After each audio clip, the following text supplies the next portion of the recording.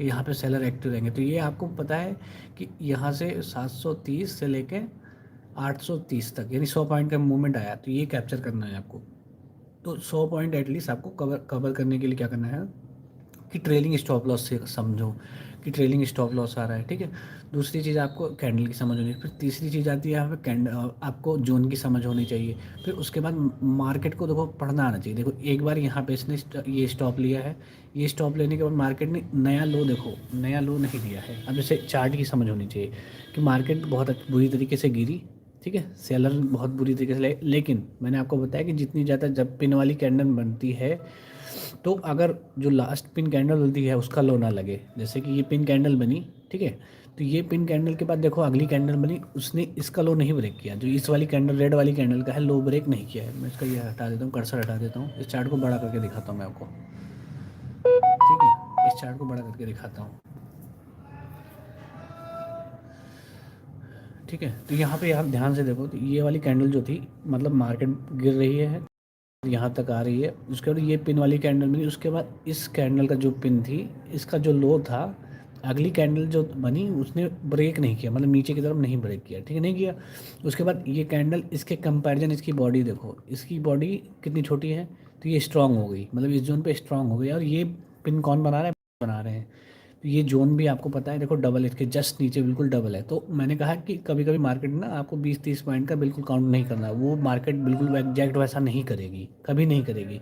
तो आपको रेडी रहना होगा कि दूसरा सिनेरियो क्या बनता है, बिल्कुल रेडी रहना कि हाँ 5-10 पॉइंट, ये नहीं कि आपने सोच लिया कि यहीं यहाँ तक आना ही चाहिए, ऐसा कभी नहीं होने वाला, ठीक है। तो इसके लिए भी आपको फ्लेक्सिबल रहना पड़ेगा आपको मार्केट के साथ, ठीक है। तो देखो अब ये हो गया, उसके बाद दूसरी कैंडल देखो, इसने पूरा इसकी बॉडी ने पूरा इस बॉडी को ओवर शैडो कर लिया।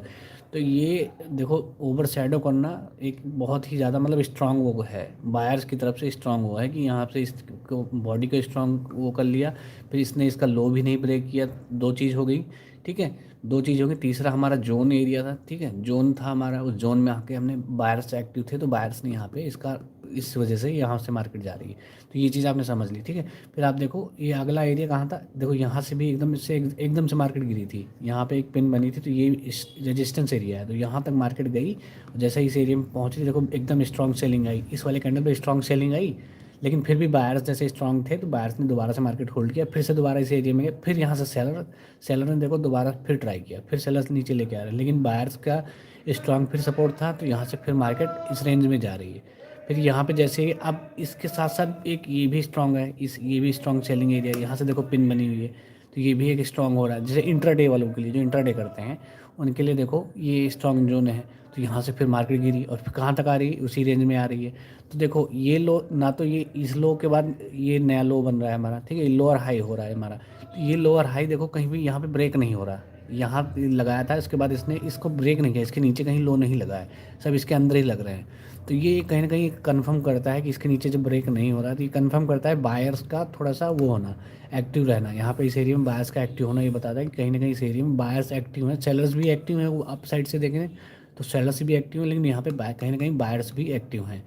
तो क्या ये चीज़ बता रही है कि ये बता रही है कि जैसे कि अब देखो ये एकदम ऐसे ऐसे वाला वो बन रहा है, ठीक है, ऐसा वाला बन रहा है। तो इसलिए जैसे कि यहाँ पे फिर लो लगाने की कोशिश करी, लेकिन इसका लो ब्रेक नहीं हुआ, ठीक है। जैसे इस एरिया में हमारी बाइंग हो रही, अब देखो ये यहाँ पे स्ट्रांग वो हुआ, अब यहाँ पे कैंडल होल्ड करने लगी है, ठीक है, यहाँ पे होल्ड करने लगी, तो यहाँ पे दोबारा से बायर्स ने ट्राई किया और ये कहाँ तक ले गए, इस एरिया का जो रेजिस्टेंस था इस रेजिस्टेंस के बाद ले गए, और उसके बाद एक ये भी रेजिस्टेंस हमारा बिल्कुल नियर बाई का है इंट्राडे वालों के लिए। तो इस एरिया में इंट्राडे के लिए भी एक रेजिस्टेंस का काम कर रहा है, तो यहाँ से मार्केट को दोबारा फेल हो रही है, ठीक है। तो ये इंट्राडे के लिए भी रेजिस्टेंस एरिया है, तो इसलिए यहाँ से मार्केट दोबारा से सेलिंग आई है, ठीक है। तो ऐसे मतलब आपको चार्ट को पढ़ना आना चाहिए, चार्ट को समझ होना चाहिए, कैंडल बाई कैंडल आपको ये चीज़ समझ होनी चाहिए कि एक के बाद दूसरी कैंडल क्या बन रही है। लेकिन इंट्राडे में आप तभी रिलेट कर पाओगे जब आप मतलब जब मार्केट ओपन ना हो, तब भी आप अगर चार्ट को अच्छे से देखना स्टार्ट करते हो, तब आपको समझ आएगी कैंडल बाई कैंडल कहाँ बायर ज़्यादा एक्टिव होते हैं, कहाँ पे किस एरिया में आ रहे हैं, वो चीज़ें मार्क करना, फिर उसको पढ़ना, फिर और कई तरीके के चार्ट आपको पढ़ना, ठीक है। क्योंकि अगर कहीं से मार्केट फेल हो रही है, कहीं से अप जा रही है, डाउन जा रही है, तो वो जोन हो जाता है, ठीक है। क्योंकि ये मैं और आप 5 मिनट का चार्ट देख रहे हैं, लेकिन और भी यहाँ पे बायर्स और सेलर्स होंगे, वो अलग टाइम फ्रेम यूज कर रहे हैं, जो थोड़ी सभी की टाइम फ्रेम पे कर रहे हैं। अब यही चीज़ आप दूसरे टाइम फ्रेम को देखोगे